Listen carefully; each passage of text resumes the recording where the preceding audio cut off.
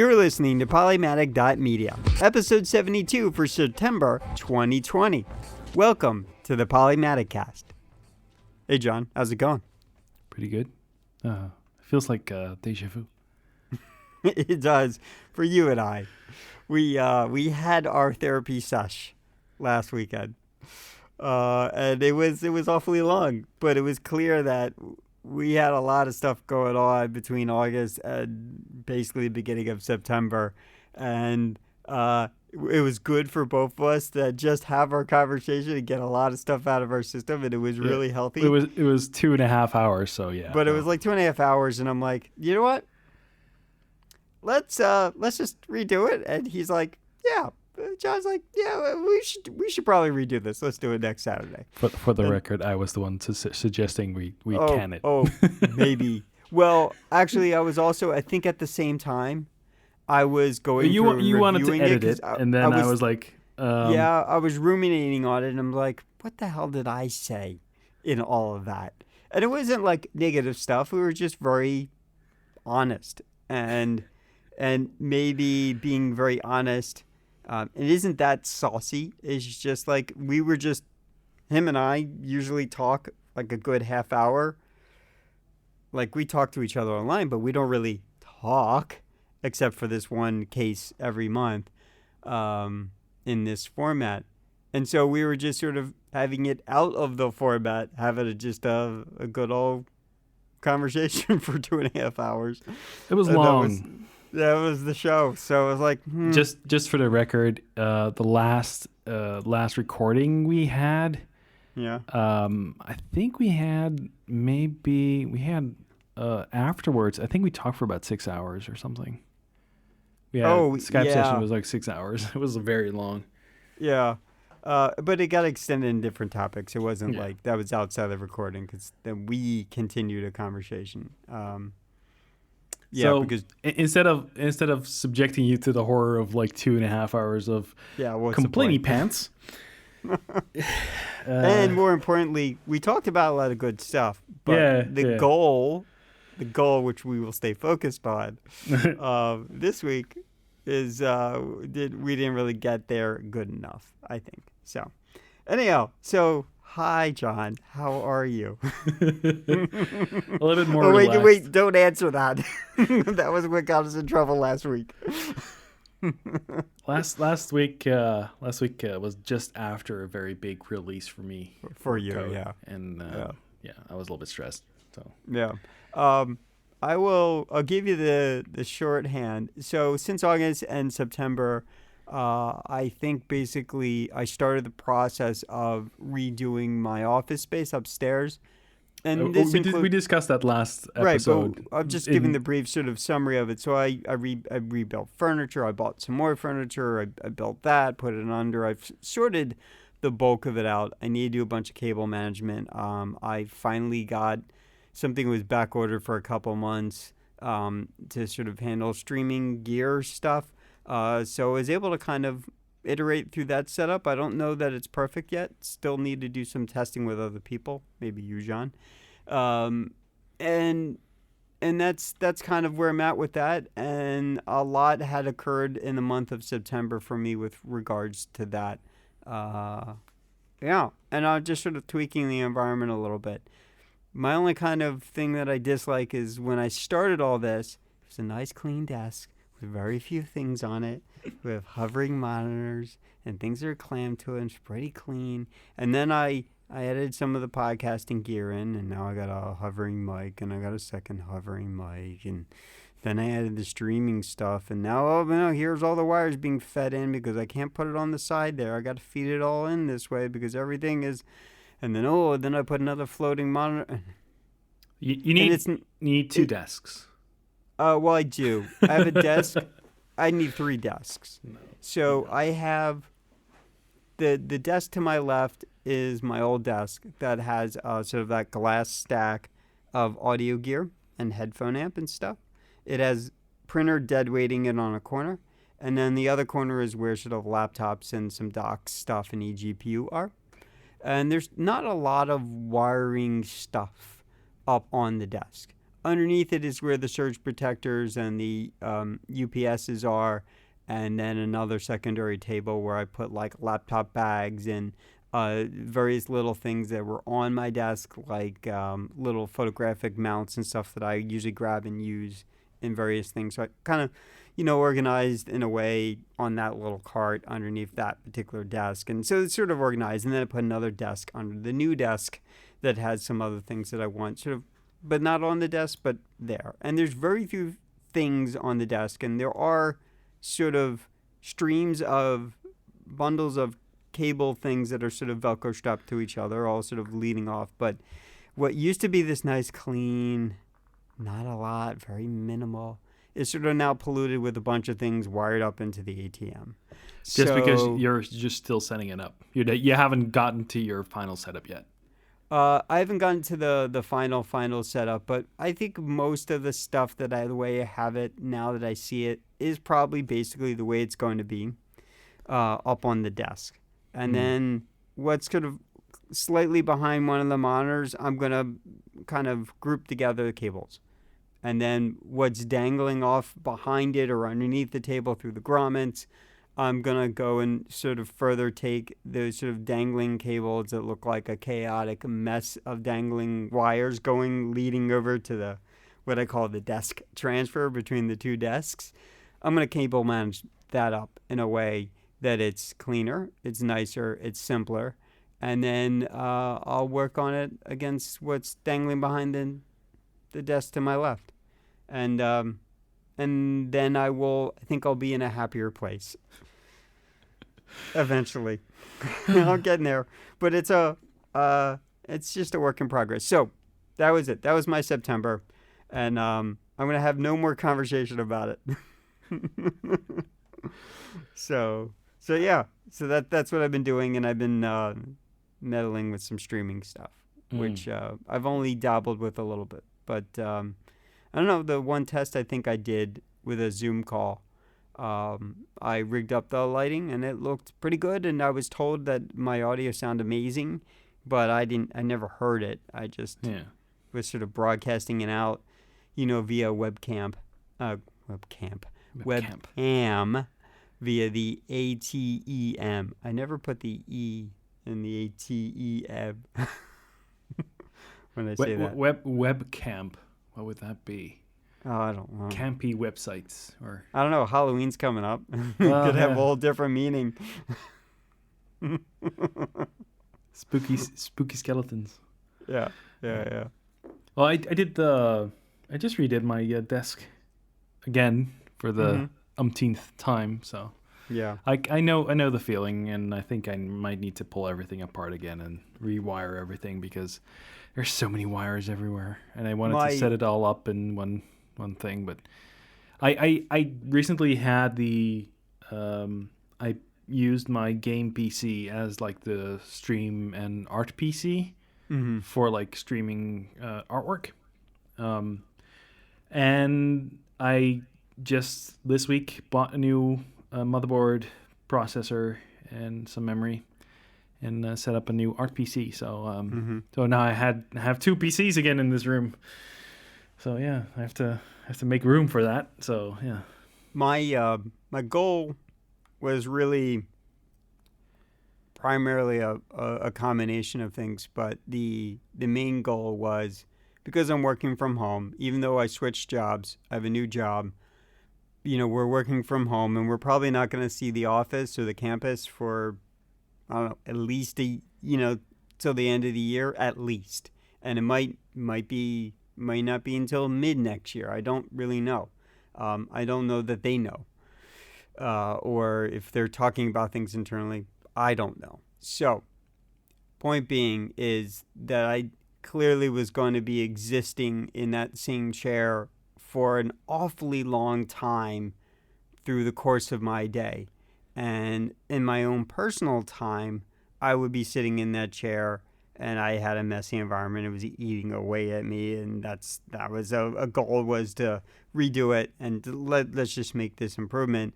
And then I could foresee that I was going to be sitting in that chair for work and for my personal stuff and for a bunch of my creative stuff, at the very least, editing and whatnot. So this sort of caused me to finally get over whatever it was that was stopping me from doing it, be frustrated enough to the point where I took action. And it needed to be my work day space, and with a few flips of things, my sort of creative Allen space for editing or maybe podcast recording or for streaming. And I wanted them to be all the same thing, but also at the same time and sort of compartmentalized from each other. And that was really the major goal.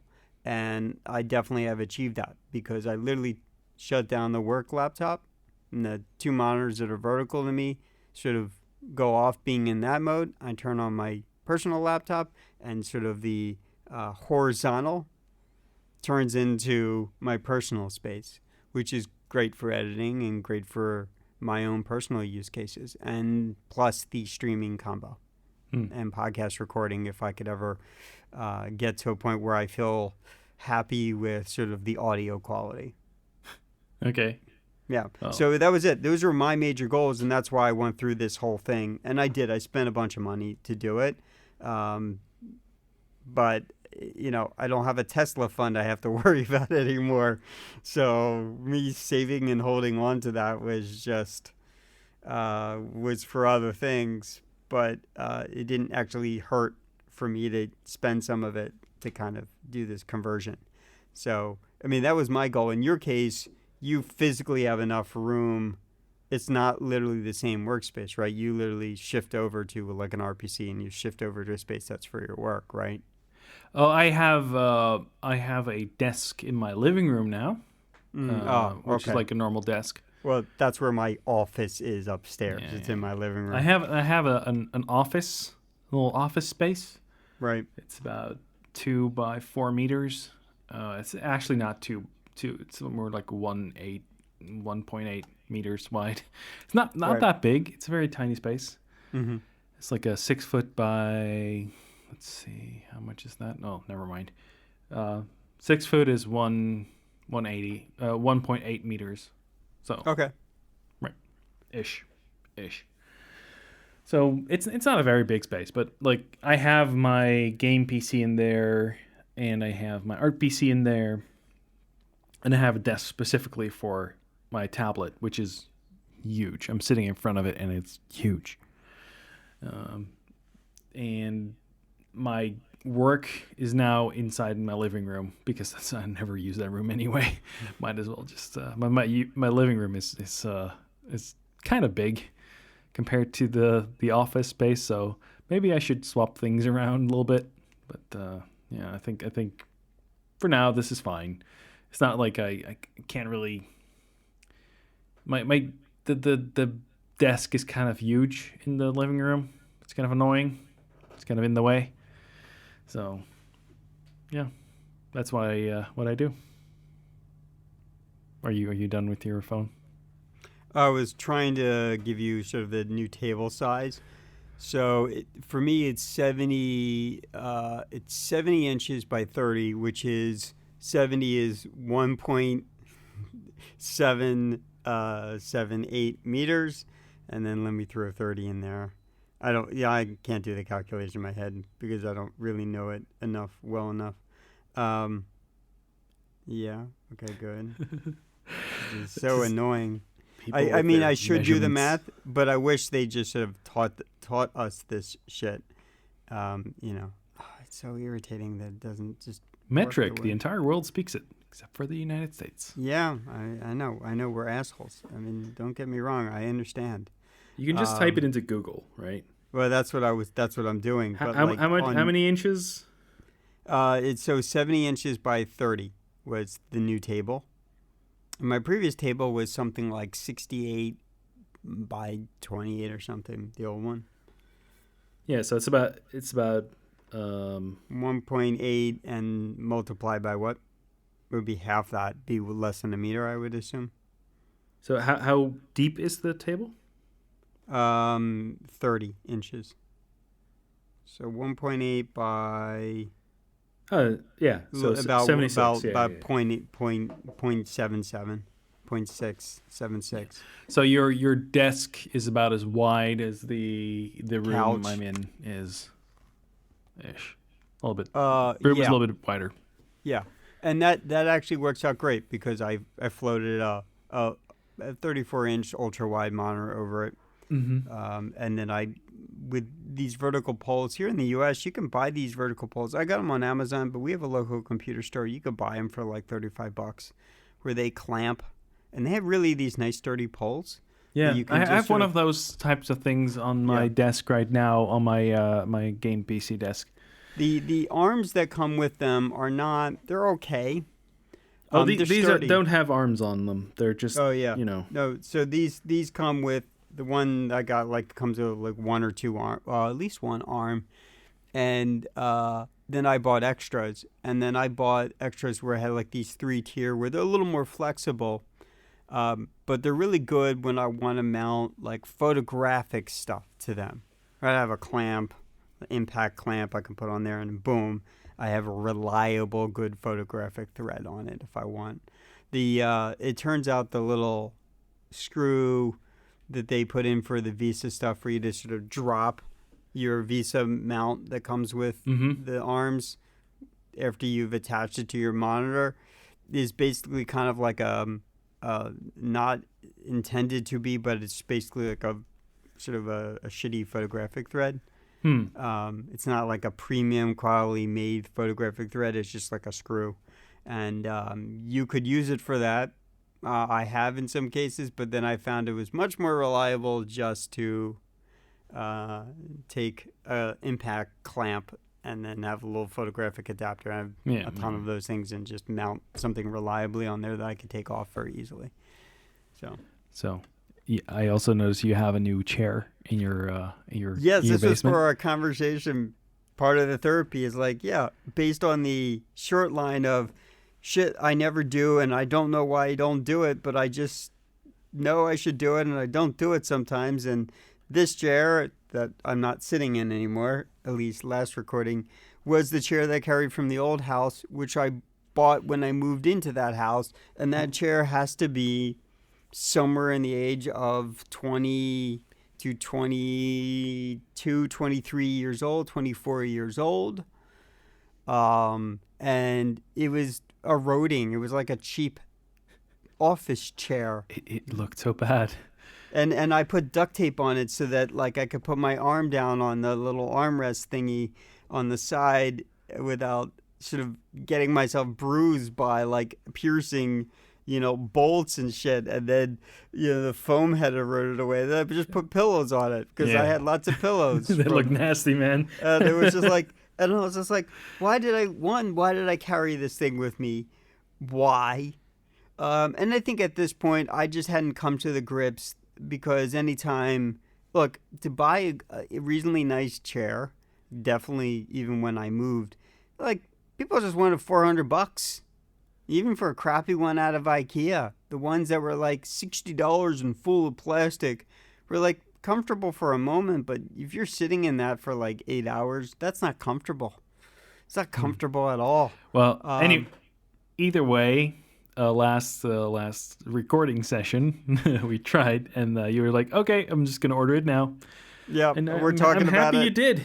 I'm really and I was happy just like, you did. Screw it. And then you're like, but what I did is I bought just the another one of what I have upstairs, which led into a therapy session of occasionally the one upstairs because I sit in it nearly 16 hours. I don't know, 12 to 14 hours a day. Sometimes I should have just sort of sag down. I just sort of drop into it hard because I'm just going whatever I'm not thinking about it. I'm just sort of like pouncing down on the chair. And we're talking not like every day or every few days or every hours. We're talking like maybe every couple weeks. There'll be just this brief session during one day where I feel like I'm sinking for a moment. And then I have to stand up, let it come to its complete top, give it another 10 seconds to repressurize, and then it's fine again. And John's like, oh, that's a crappy chair. You shouldn't get any more of those. Well, so what do? I bought another one. We'll see. We'll see. Maybe I got a dud. But this chair, I won't be sitting in for 12 hours a day. Yeah. But at least it doesn't look as bad as the old chair does. Oh no, this is an improvement. That was so. I think for as long as we've done this podcast and you've been sitting in that chair, I've been seeing you in that chair. Yeah. In person, it's god awful. I remember someone on OG. I don't know. Maybe we did some live thing once, and somebody's like, "Oh, that chair looks comfortable." Well, it is comfortable with 5 tons of pillows on it. It's not really comfortable, but it's just, it had a very very homeless quality to it. This one is a gaming chair, but it's a reasonable price. And because I took an experiment to try it out upstairs, as a chair, it's pretty good. It's pretty solid. As long as you're not sinking for a brief moment. You have a very sinking feeling. Well, no, I just feel like I do. I felt like that phantom sinking, and I know I'm fine. And then eventually, no, I feel like I'm actually sinking. Well, okay. Yeah. So you're happy with your new setup, I guess. Yeah. So let's just run into it. You wanted to talk about the fact that you are making a new artist book. You're self-publishing your own artist book. So you've done this once again. So let me just start out with a couple questions. Should I be writing these down? What, these questions? I don't know. That's up to you. So then I can answer them. So I'm just sort of going to wing them because that's what I do, being sort of the nature of who I am. So I guess I want to understand a little bit of if somebody wants to make a book, and I'm not talking like a novel, wants to self-publish an art book, because art book, the format of an art book and the layout and content is going to be different than one with words in it, right? Mm-hmm. So to do that in preparation, what is the kind of thinking that you originally went through and you sort of iterated on that that you need to do in terms of getting your content and then sort of laying it out? What are the sort of lessons you learned there? And then I guess further on, if we don't go too far off on tangent, I kind of want to talk about what is that process, and once you have content, to getting it to be self-published. I'm writing them down. I mean, I think that's a lot, because I know the way we learned is I asked more questions, and that led into 2.5 hour podcast where half of it was a therapy session. So basically you want to know, what did I do to prep for this? And once you have the content, what do you need to do to self-publish? Right, because I know that there's going to be people out there who say, I want to do that too. But when you start doing something, anything creative, you got to think about how you're going to assemble the content, create the content, or create the ingredients you need to complete the recipe, right? And that is despite putting it on a plate and giving it to people, right? So in that case, that's the, making the product to publish. Mm-hmm. But what about making your content? So aside from, drawing, are you drawing everything on your own? Are you getting contribution? Is there a process in there you want to talk about openly? And then more importantly, how does, sharing something on the web versus putting it into a book format? What's the thinking that you had there? I was like, why did I even try it? Right. Well, I mean, look, we all are creative at some point, especially sort of being locked down. We are living more internally than we are just sort of externally, right? Some people are like, I feel trapped. I'm going to go hiking this weekend, but you really shouldn't be doing that. Or depends where you live. Right, depends on where you live. So if you don't really have that option, at some point, there's only so much Netflix before you get sort of bored with it, right? Well, some people can do infinite Netflix. But I know there's some people can endlessly game and not ever get bored. Well, So, but there are definitely people with creative ambitions who say, I never have time, and now they have time. So I assume that there are people who are going to want to do something similar like this. Maybe not make a novel, but maybe they want to make a picture book, a photographic book. which is basically what I'm doing. So Right, yeah. okay, that's a lot of questions. So I'll just run them down basically. Maybe before we start talking about how what I do and what I did to prep. What do you need to do to self-publish? Maybe I should start out why I did it in the first place, which is one of your later questions. Right. Back in 2015, I decided to say, okay, I'm just gonna go do and make an art book. I wanted to try something with a different like medium. Like I would like to make an actual thing instead of it being only digital. And I think that if you try, I tried to expand my view a little bit, like see what else I could be doing, what other projects I could be working on. And that thing, yeah, I decided at the end to release it. I'm not going to go into the whole problem I had with that, but it was a long process. It took me about a year to do it, and I got a lot of artists to I commissioned some people. And I think I wanted to do more of at first I wanted to do like give a backstory for the characters I made and the world they live in. And I wanted to get like if you ever seen those books from like the makers of World of Warcraft, Blizzard, of like the history of their thing, right? No. The history of Azeroth. No, not at all. Initially, that was my goal, and eventually it devolved more into like character pictures and stuff. So it's like I just wanted to try out the medium. It's like an old medium, right? People used to make art books a lot, and I thought it would be nice to do something like that. And it was mostly a project for me.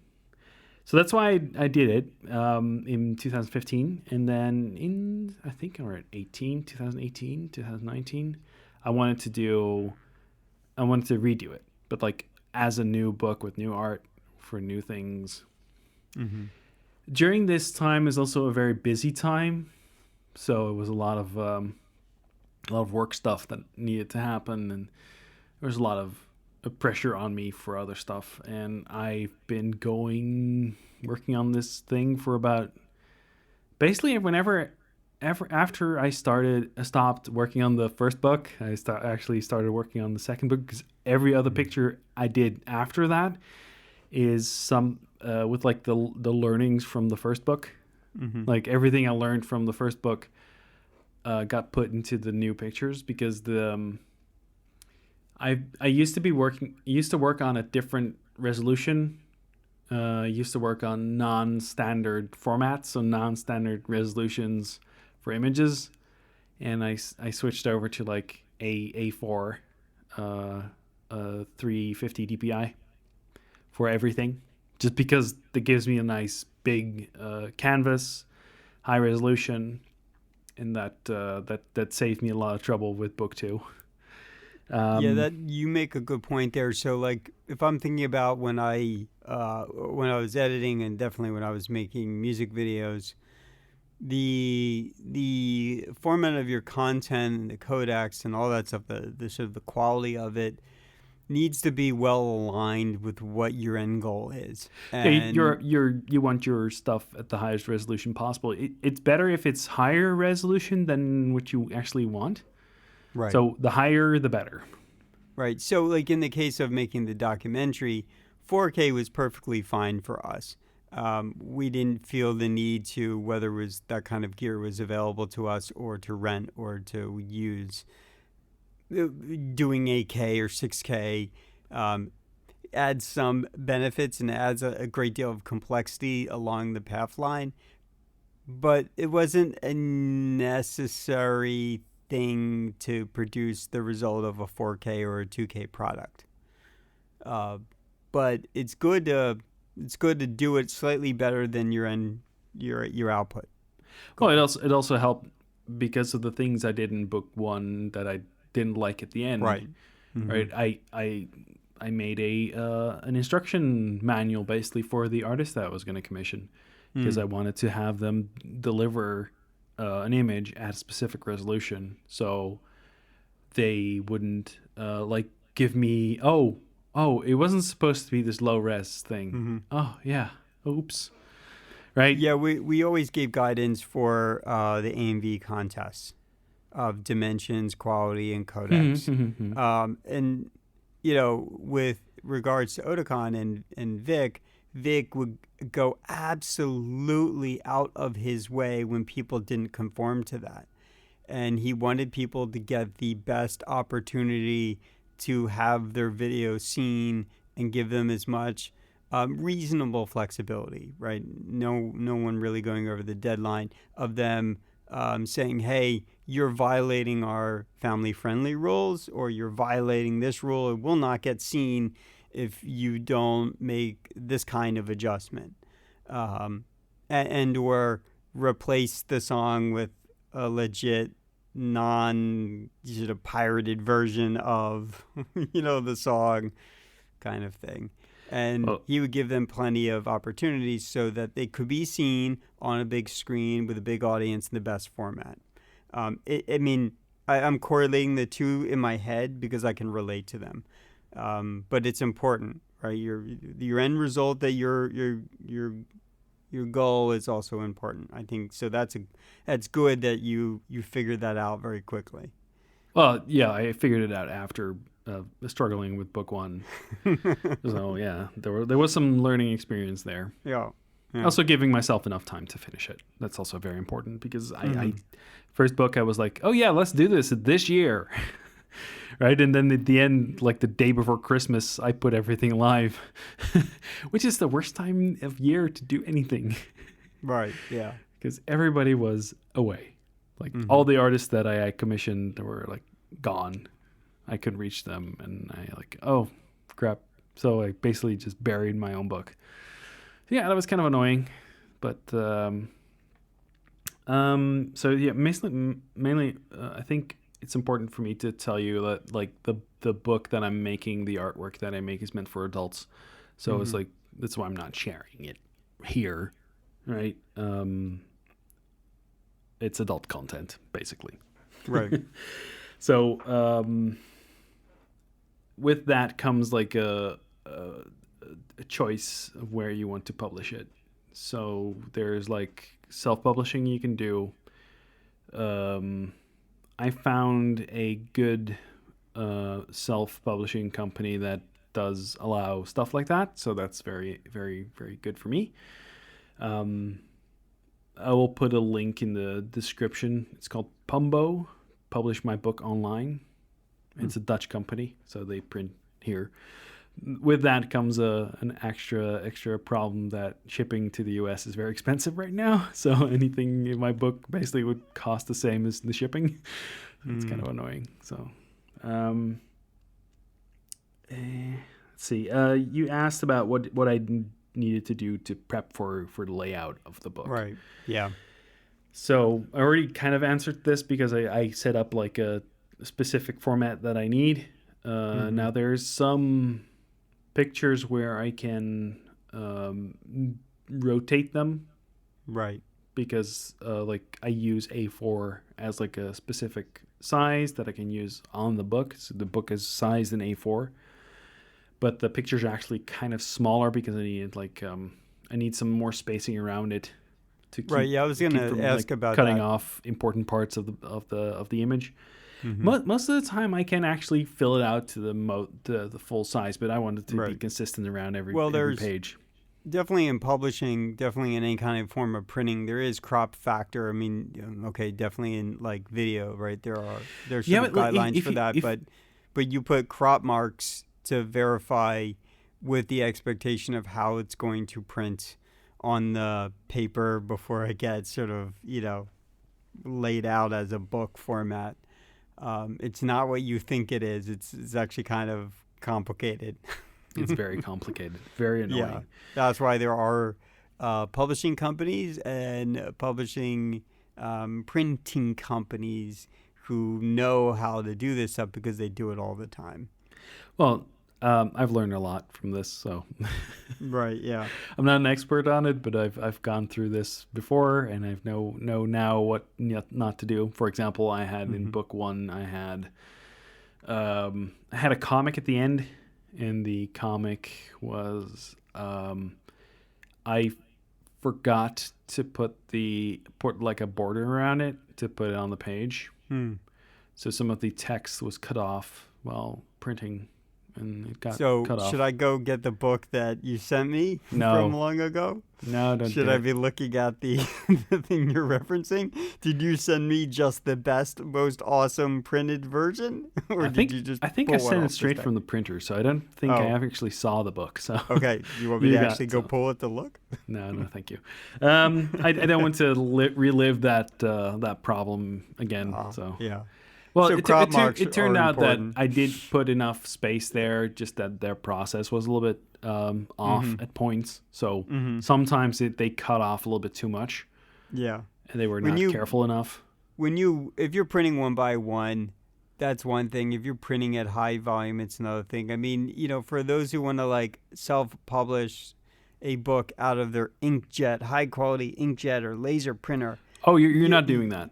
Right, you're not doing that. But what I'm saying is, even when you put it in there and it seems like it's all perfect and it seems like there's not going to be much wavering of the page, your page will not perfectly print consistently, exactly in the same fashion every single time.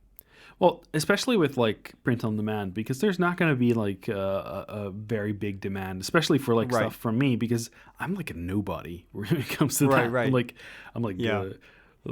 but C tier, D tier artist. The point is, this is just a thing I think most people don't realize. So if you were to surgically, in an accurate manner, rip out an exact page on the first edition of a book and then take the third edition and find the same exact page, knowing that there is no content change at all, just like it's the third run, or not third edition, but maybe third run, and you were to precisely and you were to look them through a light, you would see that they are not perfectly matching from like edge to edge in terms of their print. And it also comes consistent.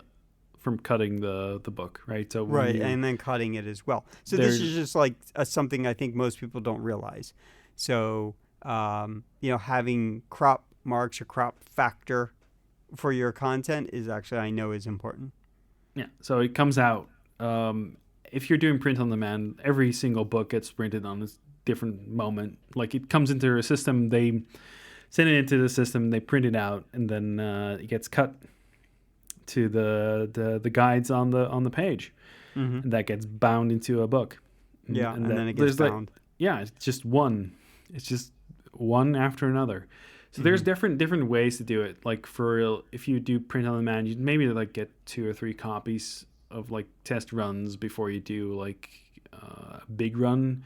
Now, if I were to do one for this book, the difference in price between having a like doing print on demand, like for my book, it would be around $55 to have it print on demand and be in shops, like in bookshops. You could order it from Amazon, for example. It would be $55 at least per book. Right. But if I were to do a run, like 400 books, it would cost me $3,000. But the print, the cost per book would be like $8. Okay, yeah. And that's a hardcover. Like there's such a big difference between these two, right? I could take the shipping costs out of that, sell it for like $55 to send to the US for that price. It's like you can also, and I know maybe you wouldn't choose this because maybe this isn't the place that you would consider your best buddy. But you can also, Amazon has a fulfillment thing that you can sign up for, and what people will do is they'll take that sort of bulk publishing run and they send it not to their door or to their office, but to Amazon's fulfillment center, which then it gets put into based on, what they tell you to do, where people can then order it via Amazon. Yeah, so the print on demand stuff is better for that because you don't have to keep stock of anything, right? So if you're like at my level, I'm not gonna buy 400 copies of my book, right? Because I have no place to put that. I have no idea where I would put like a couple of pallets of books, right? I have no idea how to get it up to my apartment. Yeah, I know, and I would consider a step aunt maybe. Yeah, I guess so. A step aunt? No, step cousin. Probably a step cousin. She basically did self-publishing, did it to the Amazon fulfillment based on what she does in the world, and she wrote a book. I think she might have written a second book, and they have sold well enough. Not for her to like live on, but well enough, and they're very specialized niche kind of books.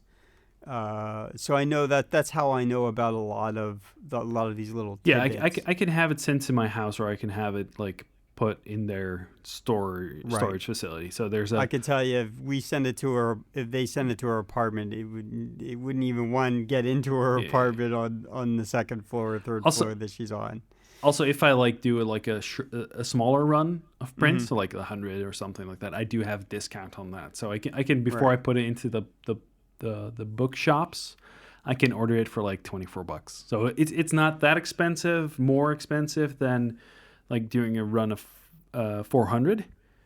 But as soon as I put it into shops, there's like they do like a markup on it. So I'd have to sell it for 55 or up for it to break even, and I would get like 1 cent on it per book. So, I think it's probably better if I like have them printed on demand and not get a proper like ISBN number for it and stuff. Because if I just sell through their site, it's a lot cheaper. I can have like a specific edition specifically for like selling through bookstores, but they would be like very expensive, and nobody's gonna buy a book like that for that much money. Right. Yeah. If they are, they're buying it because they want to buy it from you because they like what you do. Yeah. And that is, sort of artist by night, different person by day. Kind of thing. Something Not like that sounds saucier than it literally is, but what you're doing is different kind of content. Yeah. So anyway, prepping for layout. So I have standards for myself to work from. So they're shared across all my devices that I use for like content creation. Like I have an iPad. I sometimes draw on that. Like I make sketches, but they go into like a queue of things that I work through. Basically, I style the way I do artwork the same way I do like my coding work. So it's gotten like a whole process of like, and even my artwork has started to influence the way I do my coding, because like the things I learned there, what works and what doesn't work for like organization or like setting things up, like making a draft, like making a sketch, like doing a rough sketch, doing a like maybe a little bit more detailed sketch, and then going through until I actually do like the line work and then the flat layers and then the actual shading and stuff. So for my, like, I'm not a painter. Like when you look at my files, they are very organized in the way of like, there's like a few hundred folders, and within those few hundred folders, like, I mean folders as in layer folders inside those documents. I'm not using Photoshop, I'm using Clip Studio. But yeah, I was going to ask you, what were you using to, 1, draw, and then 2, do your layout? So there's, so I use Clip Studio for like artwork, But in the end, recently I've started using, because that's something that Clip Studio doesn't provide, because I have like multiple versions of the same image. Like I have something with different color hair, with a different background or parts of backgrounds, or there's a different character in certain areas or whatever, right? So sometimes I have overlays of things. I've started using Photoshop for doing the layer compositions, the layer comps. They're very handy for that kind of stuff. And Clip Studio just doesn't support that, just doesn't do it. So that's kind of annoying. Is Clip Studio sort of the recommended tool with Cintiqs? No, I can use Photoshop if I wanted to. I just don't like it. Got it. Like I really love the brushes and the other stuff that's in Clip Studio. So for making the actual artwork, Clip Studio is perfect for me. Got you. Right. And with their iPad, they have an iPad app, and they're coming out with a Android app as well. I think for the Samsung devices. It's kind of cool because they have like a cloud situation where you can sync your artwork into the cloud, and then sync back onto your iPad, and then when you're done with your iPad, you can sync it back, and it appears back onto your disk. It's kind of cool. It's not a great situation because I wish I just had a file system on my iPad where I could just drop the file in, just work on it there. But it's kind of limited. Yeah, I know that's with the iPad.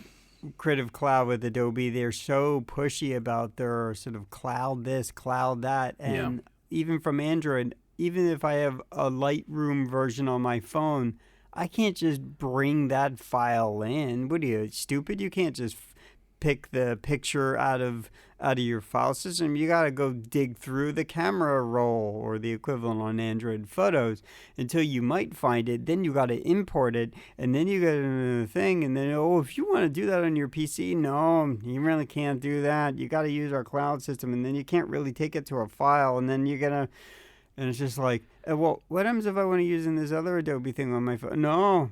But it doesn't import from your cloud thing. Yeah. So what?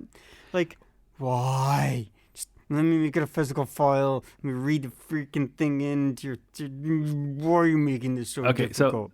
So I know about this. Whenever I install Creative Cloud on a machine, the first thing I do is rename their cloud folder that they use for syncing stuff.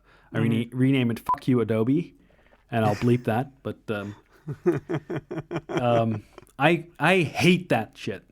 But for Clip Studio, it works because of the nature of the way files work on iPad.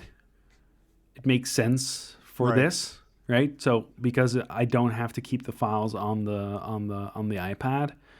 Well, they are on the iPad, but they can be synced between devices. So I can, if suddenly a thunderstorm rolls through, I have to shut down everything because I don't want my Cintiq to die from a lightning strike. And I know I'm paranoid about that, but like I don't want that to happen. So I can't stream. I can't do play games on my PC because there's a thunderstorm.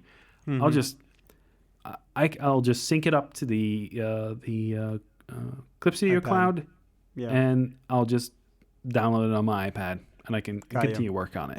And maybe that is exactly what Adobe's goal is, but for me, it doesn't work that way. I don't have any Apple device of any sort, so that's not my world. And more importantly, for me, I want to take a picture, and we use a much better tool by the people that make much better tools on my phone, and they made a version, but they made it super ultra complicated to use it. And even then, when I use that tool, it's nothing like the one you get on your desktop. And that's sad. Maybe I hear those kind of versions of the app are amazing on Apple devices because they put their goal and effort and energy there, but they're not really doing the same thing on Android. They're just so slow to care to do it on Android. And that is sad. It's sad for me. And so I can't utilize something that's available to me by a company that I adore the quality of their products for the most part. They're not always perfect. And then they made that really overly complicated, unnecessary thing. And my target is to go from my phone, use it on my phone, and then publish it via there right? Upload it to places, not take it back to my desktop and tweak it and then republish it and sync it back to my phone and then publish it. Like, I'm not going through a process. It's just momentary, Okay. right? And I also am not doing art from a tablet or whatever. So this makes more sense of why it's designed that way, but it's very irritating if you want to use it differently. So I use Clip Studio for doing the artwork, and I have an iPad for when I do it on the go, because now we don't do anything on the go, but that's a different story. And then I use Adobe InDesign for the actual bookmaking. For the layout. Got you. So, okay. But I have like documents for this is the resolution, this is the way it needs to be laid out, this is the way everything needs to go, this is the way. So doing that gives me a better way to plan things. So I have OmniFocus. I have every single picture in there. Well, I had every single picture in there that wasn't done yet, as like a mark saying, hey, I need to do this, and this per picture, what needs to happen. That's on my list. And then I have dates for specific when it needs to be done. And I just got a few notifications saying, hey, you need to be done with this picture now. Do you have an organizational concept that you apply when you create a book? So like a theme, as an example. What do you mean? Like, so this is where I first went. Not saying it's probably the perfect example, but at Otakon, every year we decide on a theme. Oh, that way. And okay, all the content that we produce is tweaked or adjusted or some special exclusives for that year based on the theme that it was announced. Yeah, I understand what you mean, but like this is only my second time I've done this, so there isn't like really a theme per se specifically, but there's like it's my characters. Right. That's Do you have the thing. A defining character that always makes an appearance or makes most of the content? I have a lot of characters that make appearances, so it's like I usually do like it's mostly pinup stuff, so it's you know. So this person, this girl, whatever, with a Tesla, a Ferrari, with on a spaceship, with or whatever, modeling a new spacesuit or something like that. I'm just picking like space. That, yes. I just went immediately there. It doesn't mean that was what I was thinking. Space was what I was thinking as a theme. I should probably send you like a digital copy. Oh boy. Oh boy. So you said you asked a question about like once you have content, what do you need to do to self-publish? Like right, once you have like the book. So I have a layout. I have every single picture now. I have single picture that I have queued up as like a page with specific like another page opposite it with like the actual the opposite page is the contains like the description, the text, maybe alternate versions. Like that's why I try to fill up the book with. Like I have about 140 pages now for the book, and every single page, every single picture is already in there, maybe in sketch form, or there may be like just a concept, like the concept is just written out, and of course the finished images, but they're linked from like the source images. So you can do that in InDesign. You can just say, okay, so the image goes here, and that's a link to an actual file. It doesn't have to be included in the InDesign files. So I don't have to keep importing the same files over and over. And if I change the file, if I save the file in that directory and overwrite it, InDesign will say, hey, there's a change in this file. Would you like to update it? And then that comes into like the final version. I like the way that I can do layout with this. The problem is that I want to do text the same way. So I'd like to do like an import of text, maybe like in a markup language or something, instead of doing it in InDesign, which is a very annoying process. Yeah, I always found even with myself, if I'm doing type or something, might do it in Photoshop, but I always hated doing it in After Effects, right? And so what I would do for me, and I know this is sort of an extra process, is I would do that kind of titling work, even if it was something simple like images centered on a black background that as a card, okay, whatever.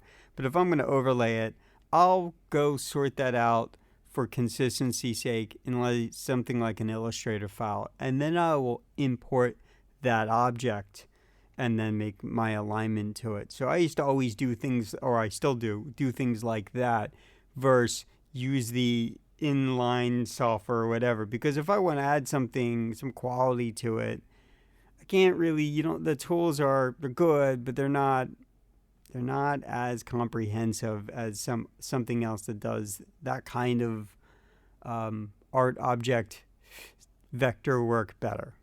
Does that make any sense? Yeah, but the thing is, with InDesign, you can actually link text files. Okay. But it's very iffy. So if you update it, it changes the text style back to like the original text style or something. There's something wonky happening there. And I have no time. So this is for like linking it to a page of content.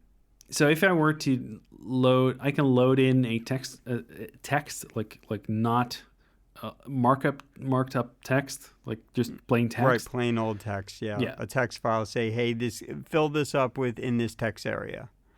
Yeah, just fill the text area with this text. Right. And so does that kind of stuff read HTML? No.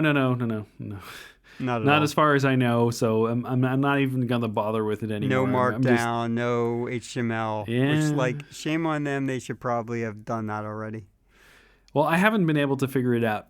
So I've been trying for a long time, and it's still a mess. So I would probably have to relink every single text thing and copy paste everything out again, and I'm just not going to bother, because it's fine like this. I can mark it up in the actual pages. I'm going through every single page.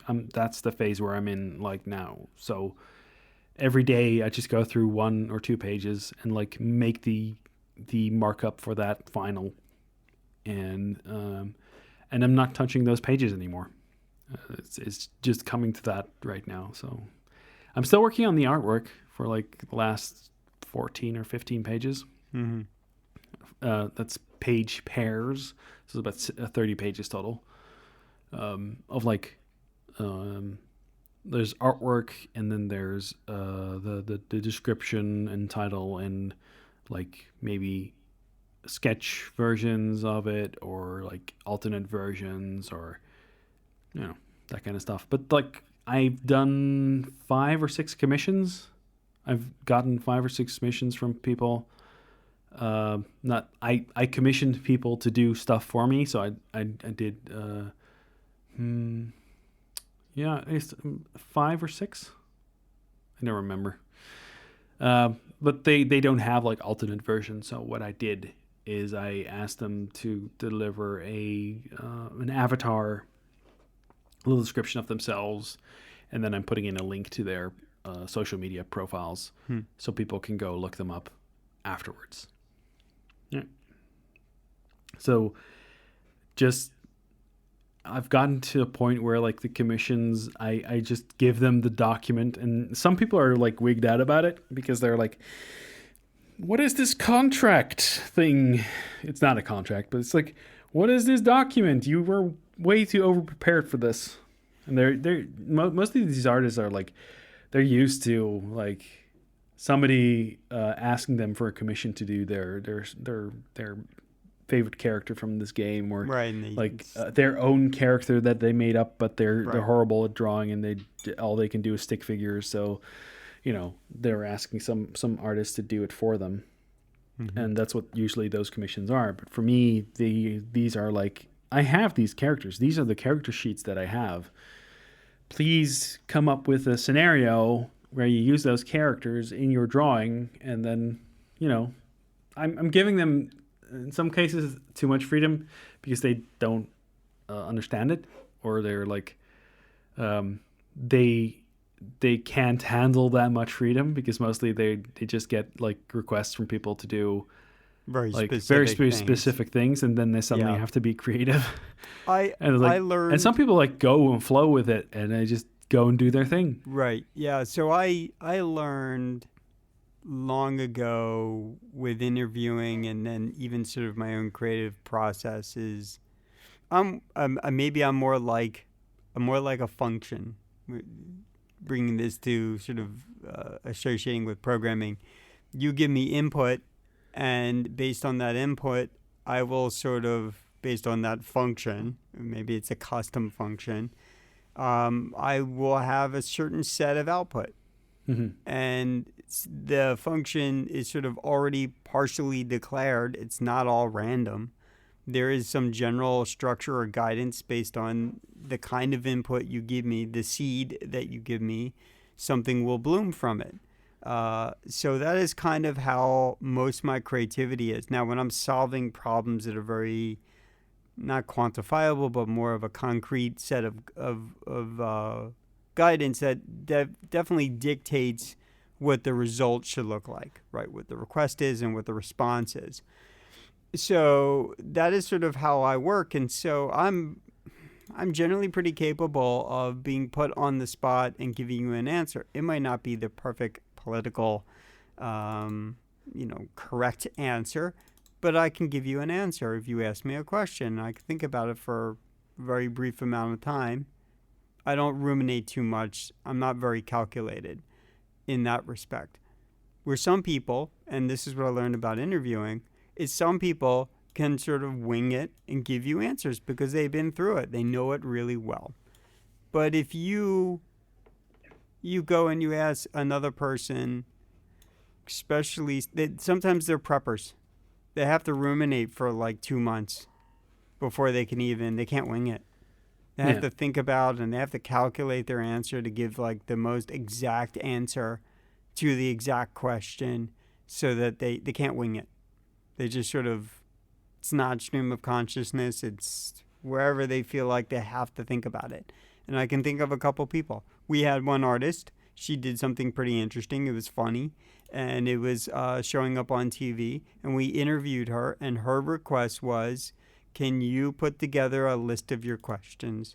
And we just need to keep to these questions, and I need like a month. And I was like, okay. Right? And then I had to sit there and I had to think about it. I couldn't ask these questions in the moment. And we were not able to ask whatever we were thinking in the moment. That was not going to be part of the interview. Where other people are just like, yeah, I can wing it. Yeah, let's just talk. Yeah. And actually, more recently, he was asking, I have him on, and he was asking about something. This is regarding the podcast, and he was asking, well, how would this go? Would I be giving you a structured something, or do what do you want from that, or you just want to have a conversation about it? And and my response was, well, first thing, we like to do some research of our own, so that we can actually collectively have a conversation about the topic that we learn from you. So where's a good starting point for us to absorb material about this subject so that we can have the conversation? And he's like, oh, well, you can go here and here and here. But it's like a process. Some people it's a process. Other people it's like, yeah, let's just talk. We'll get on. We'll record. So when I did these, I made these like documents. Like I put them in InDesign, I wrote out like it needs to be this resolution, this stuff, and then for the rest, you're free to do. I want you to create something unique, like in your style, in your way of doing things. And for some people, this is very hard because they're used to having like.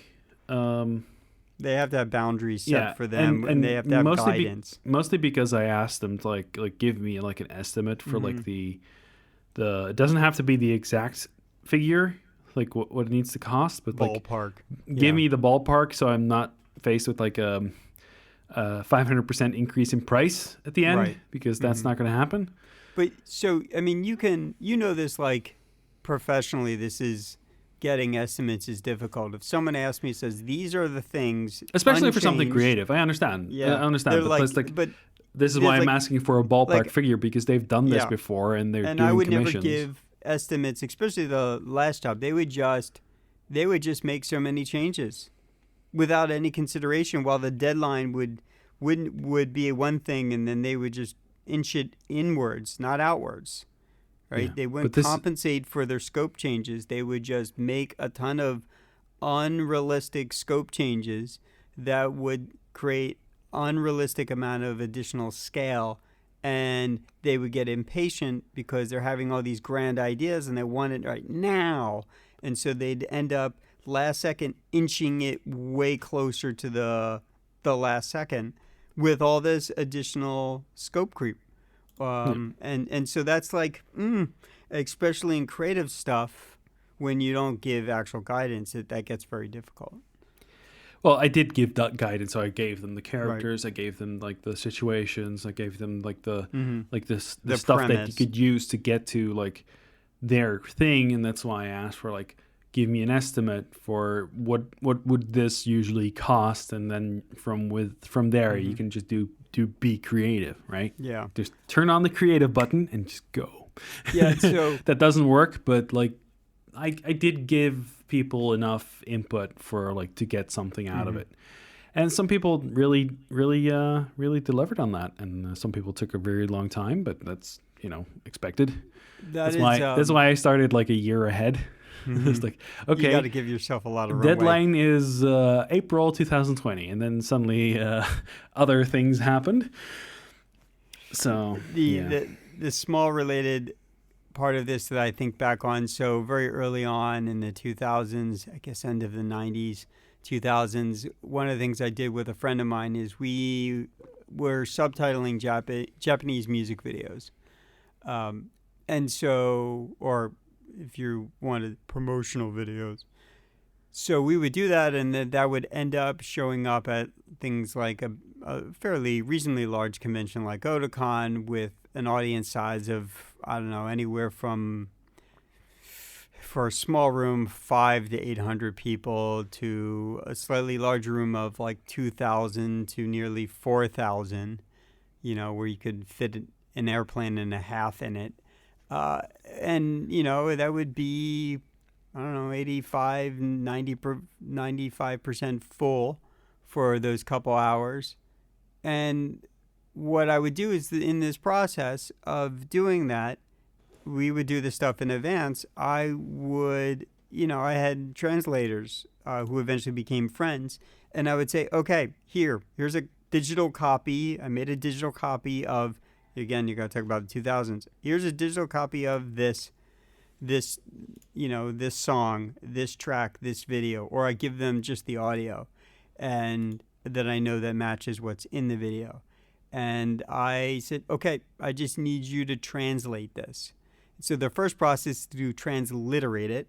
And of course, in music, there's always some kind of social reference that's not easily one-to-one to figure out. And then there's from transliteration to an actual translation. And then there's me coming in and tweaking it a little bit more to make it a little bit more correct to the language. And even though I had maybe at most three translators, you would give them content basically a year in advance. And they would just sit on it till the very last second. And that had nothing to do whether they were actually legitimately busy in college or they had anything to do. They just or didn't feel like, or they think, they could just whip it out last second. And like, but I need time to take what you're doing, then time the stupid thing, then break down, lay out how the subtitles work in that timing based on the translation, and then look up the transliteration, and then add the romanization to the top. And just like, I had to do a lot of work, and I would just always end up being stuck in a position 2 weeks before the convention, putting everything together because I had to nag the translators to death.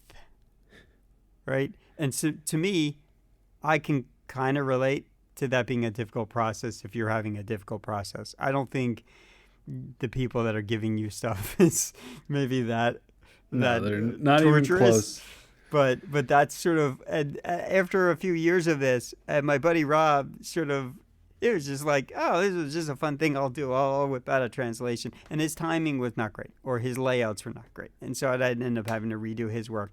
And at some point, I was just doing all that work. So, and then I was doing it without him. So, like, I understand, even though I don't do something exactly one-to-one, but I understand I have a very certain degrees having to of work with aspects other of it. people is hard. Yeah.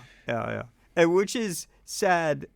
And maybe this is why I've never sort of open sourced any projects, because I don't even know what that world should look like. No, I don't care about the judgment. I just like, what is that world like? I really do believe in like an open source programming project about the unnamed thing I never talk about. But in the same respect, and I want people to feel comfortable adopt it, and if they have very particular concerns, to be able to see the source code and resolve those concerns or help me improve them. But in the same respect, working with other people creates all kinds of tension problems, even if you're paying for it. So just to be clear, for these artists, I don't have that problem, of course. Okay, that's good. They're like, yeah. But like artistic people, like even like the people are very more like what I'm like, with like specific, like working through problems and doing the organization stuff on the side. Right. I've learned things over the years, and I'm organizing stuff and making things, like preparing documents for them to look at, to go through. So they have a handhold. Like they don't have to ask me every single time, oh, what was the idea for this? What was the idea? Right. It's all there. Right.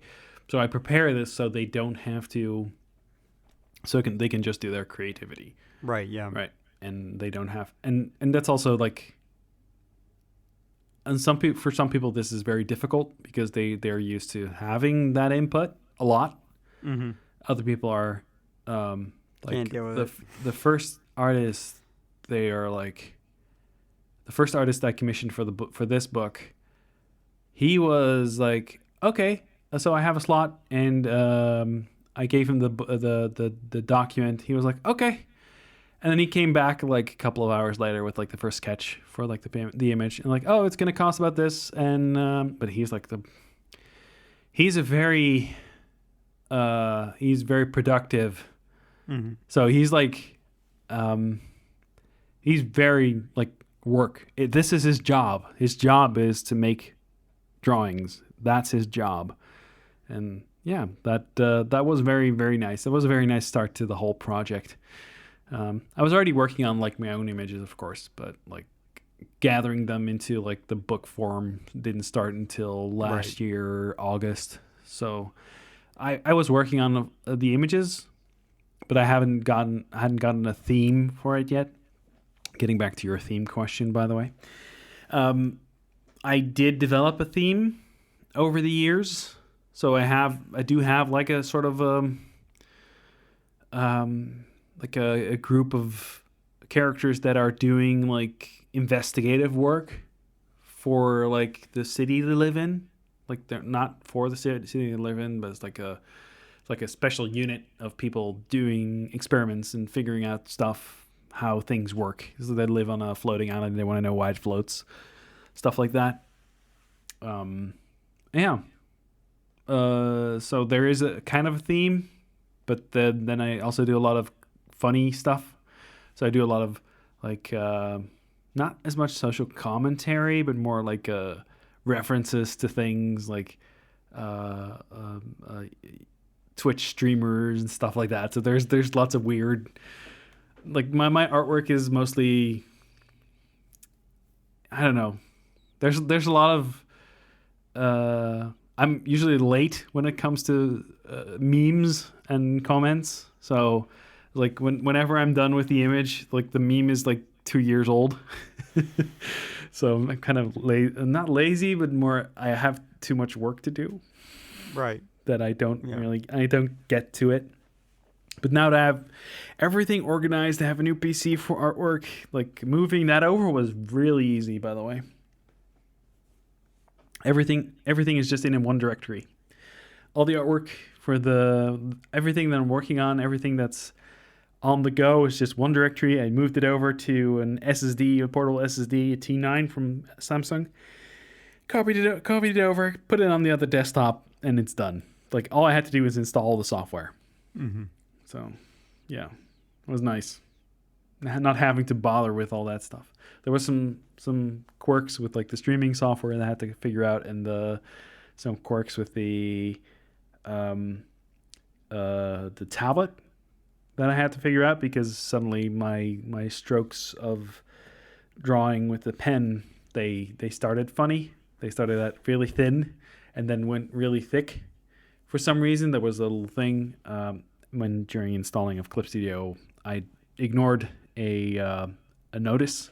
It was like, oh yeah, you have to calibrate the pen thing, so you have to draw like you normally draw. I was like, scribble, done. Okay, next. And then for like the next couple of days, I was like, oh, why is it drawing so weird?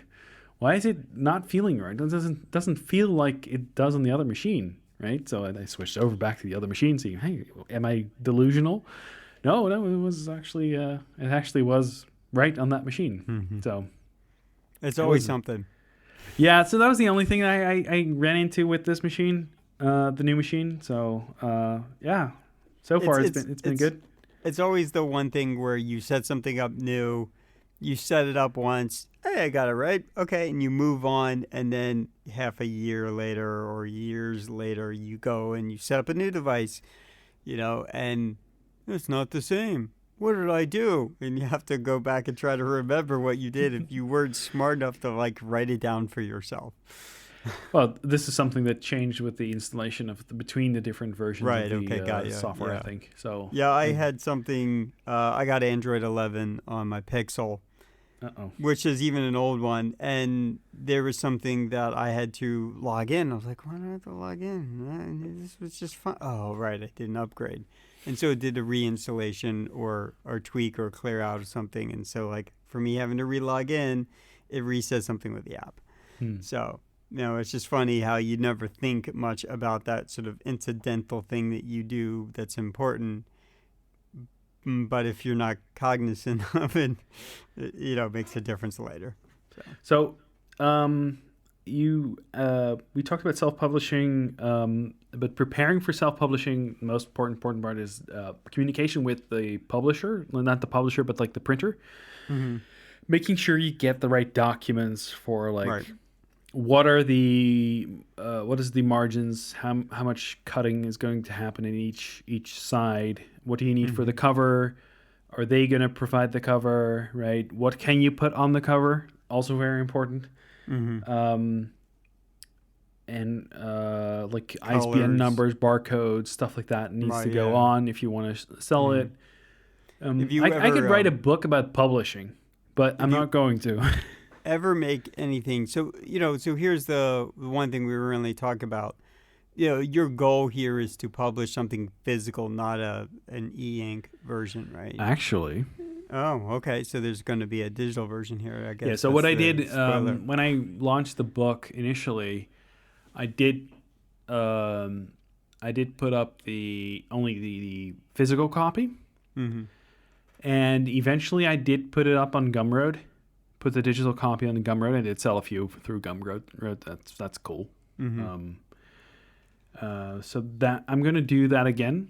I'm going to do the digital copy and the physical copy at the same time, because I think that not everybody's going to be interested in getting this for their physical house. Right. Not everybody's going to be interested in this, but they might be interested in getting like the PDF, the content.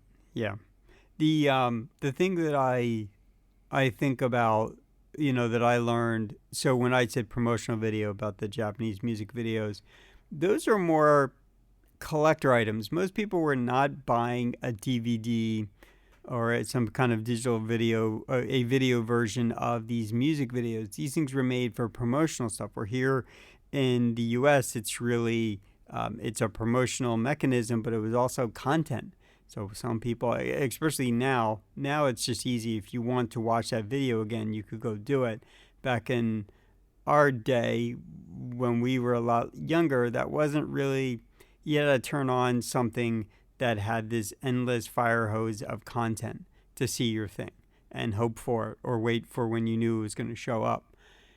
And so in Japan, the way the music videos would run is they'd run in the record shops or sort of the mini disc rental places. And people didn't really buy stuff as much as they consumed stuff or rented stuff to consume. Kind of like we have a culture today where we just buy and consume because it's all digital and it's actually very easy to store. So it was always thought of when I bought a DVD that had these videos on it, especially if it was in that first few presses of it, the cases to the CD or the DVD was really nice. The print was really nice. The quality of like the DVDs had rounded edges, not that like tough, cheap, where you could scrape the edge of a DVD or CD and literally scrape off paint with it. Like that's the kind of thing that most people are buying CDs in the US. Like if you bought the first run, but if you bought like the 10th run, they were coming out of a place where they know that they were printing that album in volumes because they were trying to sell 1 million. And the quality of the product was not the same in that first run. And the point that I'm getting to is in that stuff, those promotional videos were more collector products, not everyone was going to do that. They'd either watch it on TV, but they weren't likely going to get it so that they could continually watch it at home. They didn't care that much, or that's just not how their market worked. But we're in the U.S., that's how the market worked. People wanted to own a copy of the movie. Yeah. Now, you don't have to do that so much, and I definitely have friends, even though they have a plethora of digital streaming options available to them, and internet's not a problem for them. None of the obstacles are an issue. They still like having a physical copy of the movies or the anime or the collector's edition. And so I'm just going off on a tangent of the point that you printing a book is more of a collector's thing in the mind of people who want to collect a physical copy versus just consume your content.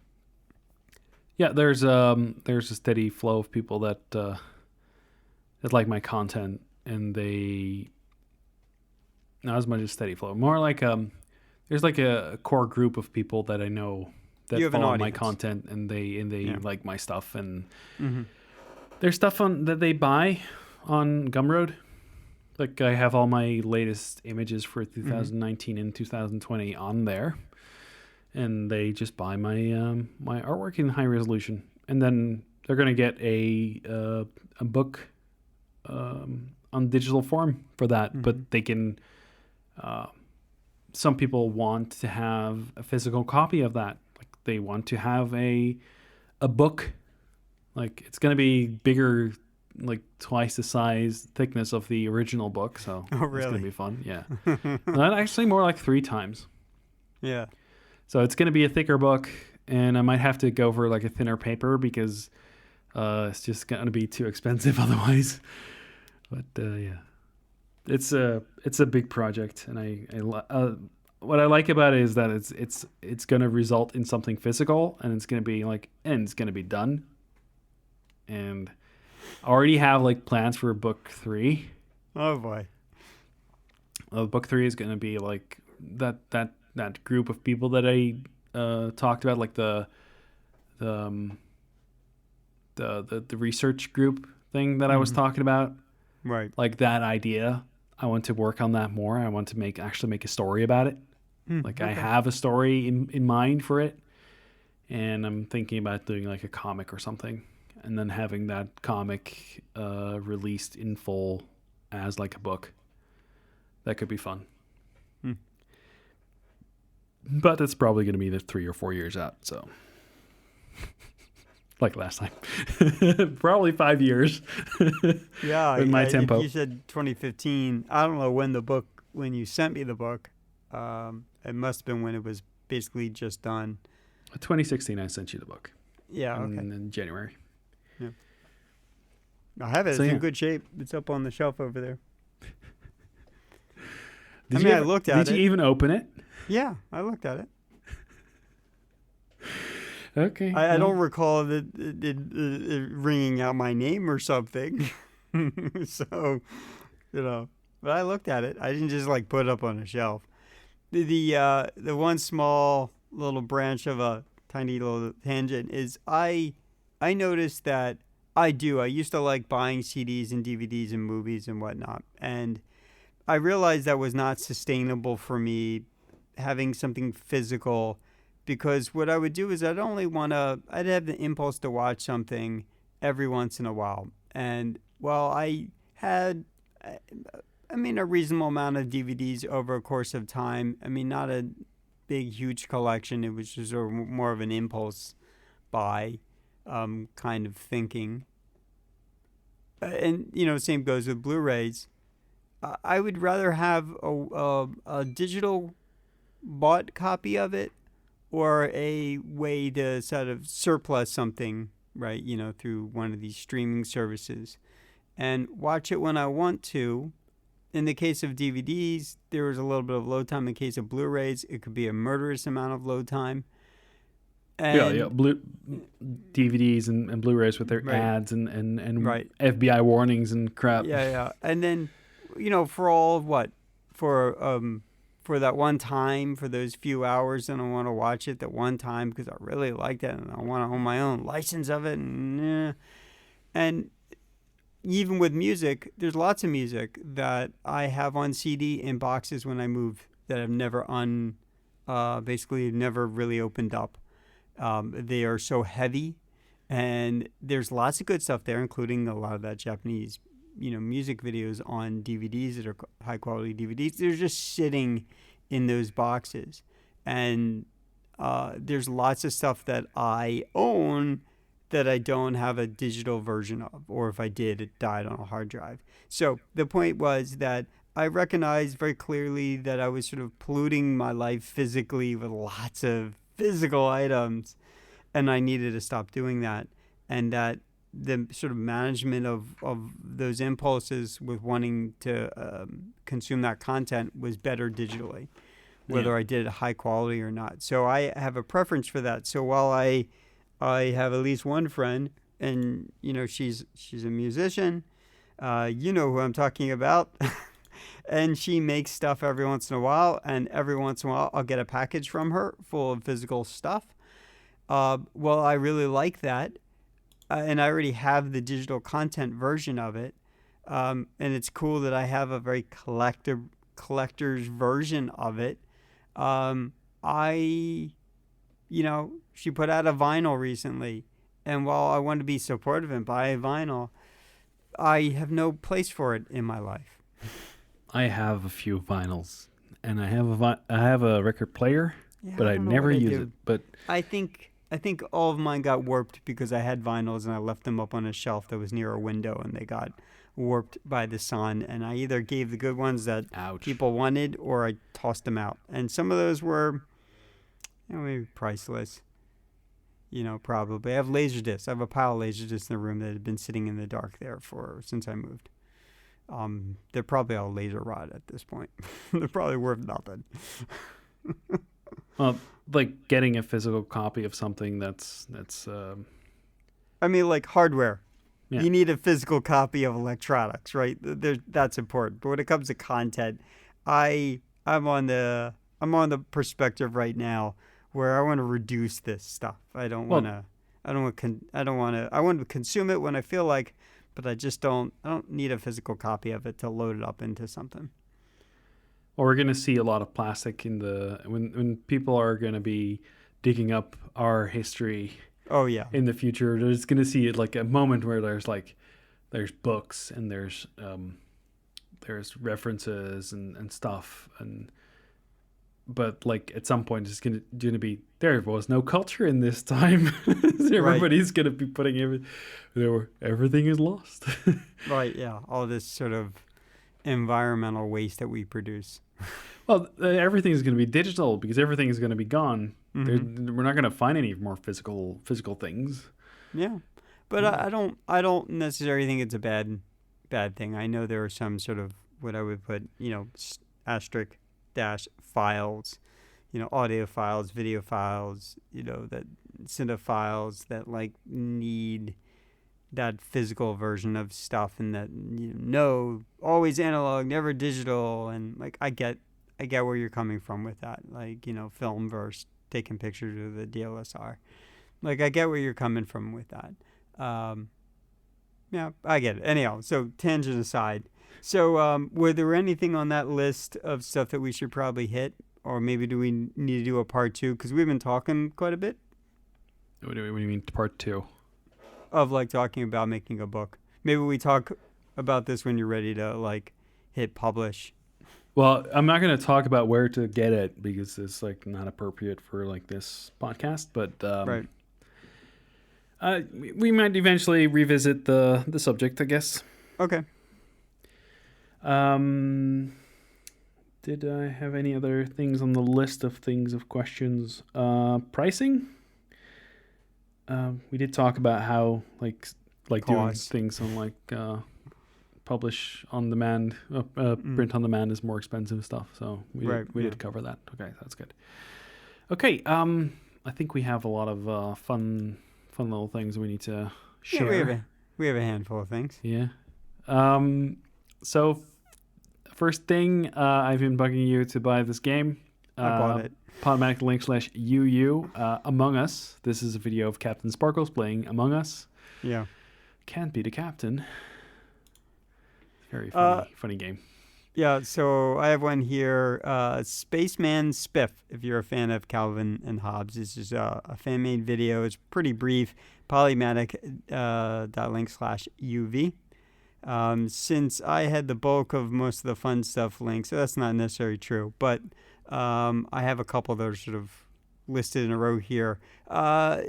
So the next one I got is basically labeled Why Google Translate Fails at Japanese. Polymatic.link/UW if you're interested in actually how transliteration works, and then how the later form of translation works from that. One of the things I can tell you is if you're trying to kind of put it in English in terms of readable format, there is something that definitely in my case to create the phonetics of that. That's the romanization of it, and then you get into the actual literation before the translation. But within that process, it was just interesting from somebody who is English and who's been living in Japan for a bit, and he kind of walks through his experiences and why sort of magical AI-driven algorithms don't always get things right. And he definitely is picking at some of the more comical use cases. But I thought it was pretty interesting if you're into that kind of thing. That was polymatic.link/UW. And then the Dune trailer, which I don't know if we had talked about it for a sec, but we didn't. I don't think talked about it with Inside recording. But there's a new Dune trailer coming out. It looks good. I don't know. Dune has been a troublesome sort of content space for me. I think that some content could be good if it's tweaked and done right, if the execution is done right. I don't know that Dune as a story format and definitely in movie format or TV format has been executed in a wondrous format or in a very great way in the past. I've half liked the content over time. So I don't know. I have hopes that this one will do well. Polymatic.link/UZ. With regards to like redoing or doing old content, Foundation is a book series by Asimov, and Apple is doing I don't think I've shared this one before, but it's been out for a while, this trailer. Polymatic link /Y0. So Y and then a 0. That's a trailer for the new Foundation series that Apple's going to release next year. So yeah, depending if they even are going to be able to release it because of, the whole Rona. So yeah, Polymatic link /Y0. Yeah, Y0. Okay, so I have one last one from me. This photon printed carbon is stronger than diamond. It's like, I don't know, it's like maybe 3 minutes long. It's kind of interesting. And that is Polymatic.link /UY. Okay, we're click fighting over the check marks. Yeah, Stop I wanted to doing it. There we go. I wanted to make a change. Okay, so I've got some music. Medicine by Sean Wasabi, Polymatic link /US. I love this. It's very nice. It's on my playlist for the last few weeks. So yeah, last week.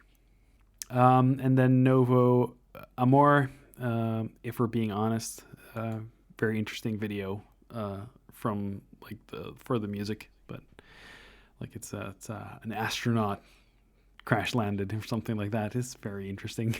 It's just it's not a very big story in it, but it's like I don't know, they did a nice job of doing it. So Polymatic link /UT for that. Yeah, I have a lot of new music, but it's really just from artists I already like. And I did recently, definitely since last week, one and kind of caught up with most artists, I think, with the exception of maybe one that I put on a long list of. So I got lots of new music from artists I already like. I don't have any new artists to share.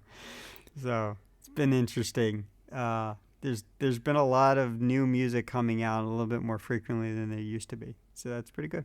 A lot of people working on their music at home. Yeah. I mean, having the time to do it and then being sort of captured with their thoughts more actively than usually. Al, where can they find you? You don't need to find me on Twitter because I don't really say much there. But if you do, it's my last name, CHAESS, over at Twitter. But don't bother. You can find me on Twitter at WebDevie, WEBDEVIE. For feedback, you can reach us at podcast@Polymatic.media. The music is by Say Uns, which you can find at Polymatic.link /EK. Our Twitter is The Polymatic. Our website is Polymatic.media, and I hope you tune in next time.